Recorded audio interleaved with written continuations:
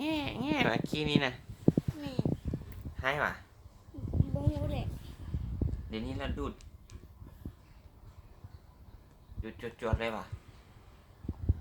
ฮะแม่ลองดูดแม่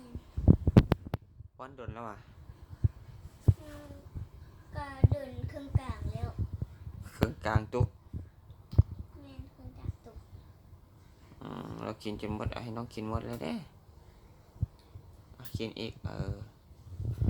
อย่างนั้นแหละต้องอย่างนั้นแหละสวย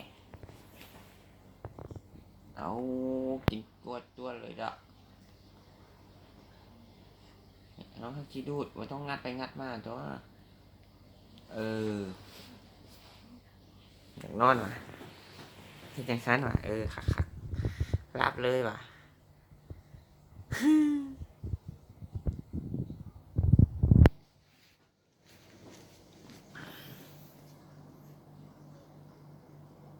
แล้วหอบซื่อๆเนาะ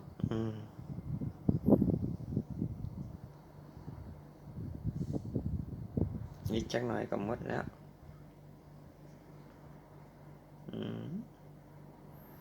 เงินไปโรงเรียนบ่แม่จักหน่อยเราก็ไปโรงเรียนนำเด้แล้วใหญ่มากใหญ่แล้วเด้พอกับสิบ่ได้ไปส่งอยู่นั่นแล้วอ่ะแม่นอยู่ปากประตูแล้วอ่ะแม่น